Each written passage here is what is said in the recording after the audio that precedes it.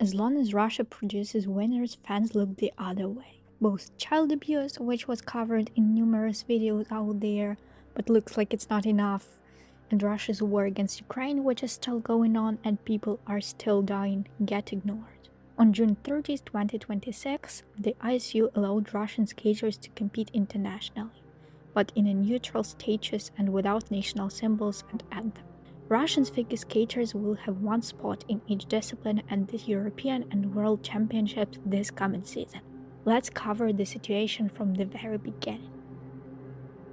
In 2019-2020, the World Anti-Doping Agency banned Russia from using their national symbols in competition for 2 years, after the same agency reports had been manipulated by Russian authorities to hide doping use. Russians were quote-unquote neutral athletes, still using their flag colors in their uniform. On March 1, 2022, Russians were banned from figure skating altogether. There's been a significant backlash from fans, many of which were Russians writing in English, spamming under every ISU post, claiming that sport is outside of politics and that skaters are victims. I made not one, but 2 videos on that, check them out, links in description.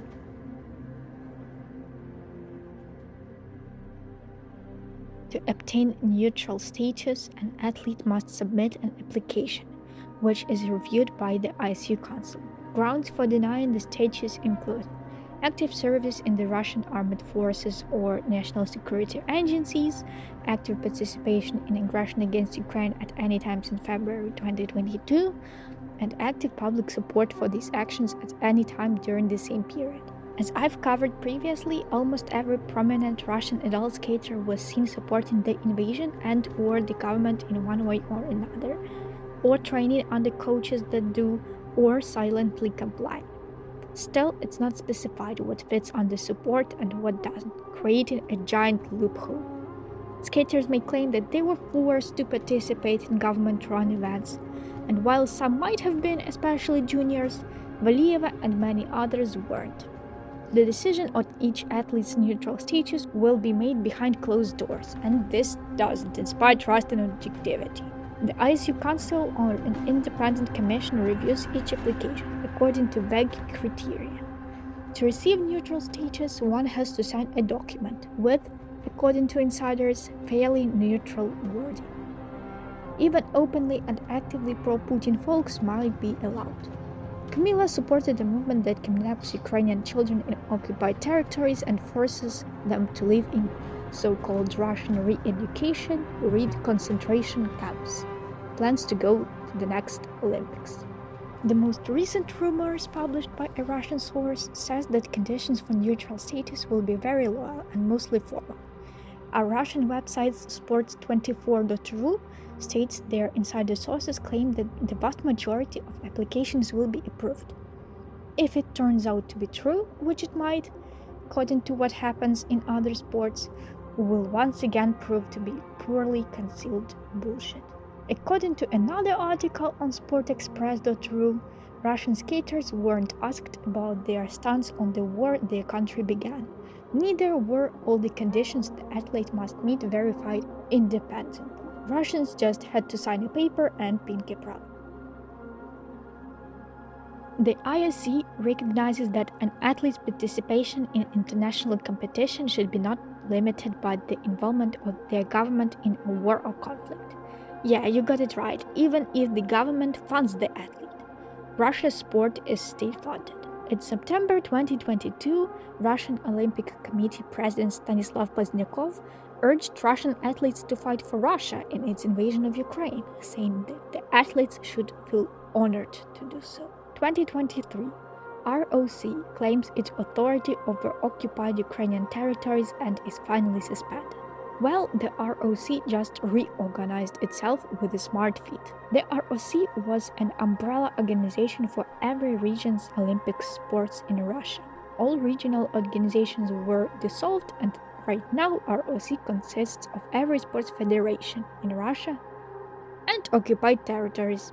Meanwhile, Thomas Bach, then head of IOC, took a photo with Russians Varvara Prokhorova, who holds neutral status despite her ties to military organizations.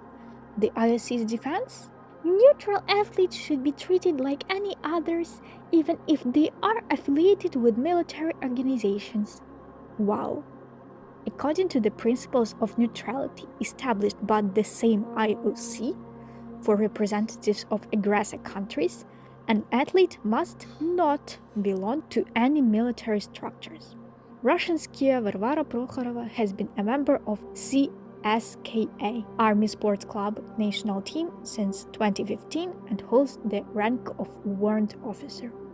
So we can conclude that the IOC itself does not follow its own principles. Kirsty Coventry, current head of IOC, has loved dictators since long ago.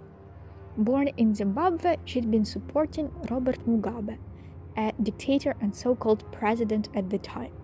As a candidate, Coventry was supported by Thomas Bach and continues following the vector set by him: return Russia while not making the IOC look bad. July 2026, the IOC announced that it will allow the ROC to compete in the Olympic Games. It's no secret that Russia has a habit of bribing sports officials, and I won't be surprised if it had played a role. For the Olympic Committee, the war is apparently over. Everything's only getting worse. But they don't want to see that from their cozy apartments. They recommended allowing junior athletes to compete with their national flag and anthem. But this recommendation was ignored by ISU, at least something positive. For all Ukrainians and many people of other nationalities, the Russian anthem is a soundtrack of torture, pain, humiliation, and death. We just got a healthy role model in the face of Elisa Liu, and IOC wants, guess what? The Russians to be them too.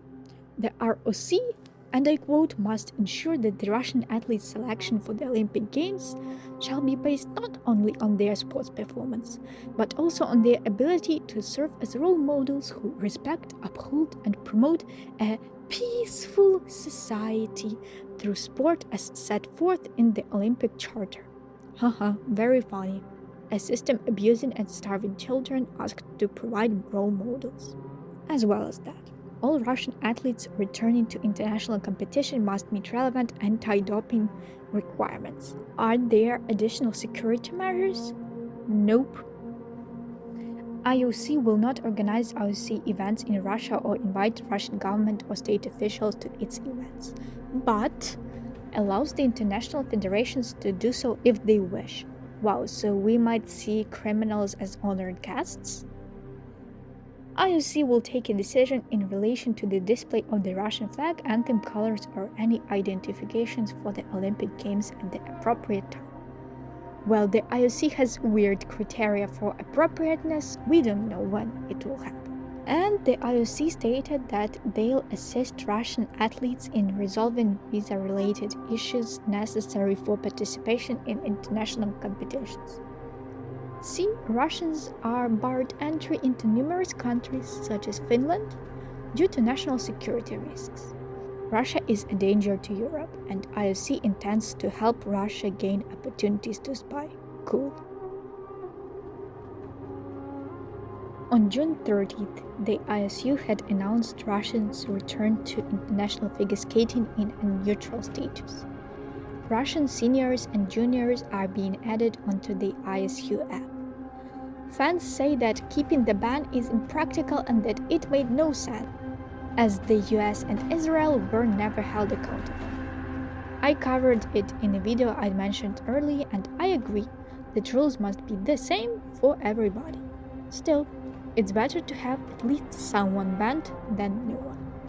Imagine there are 3 murderers convicted of similar crimes. 2 of them managed to avoid punishment. The third gets a very short sentence.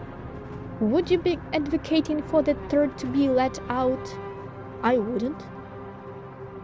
If it's possible to ban at least some of the 3, they should be banned. Israeli and US athletes should not be an exception.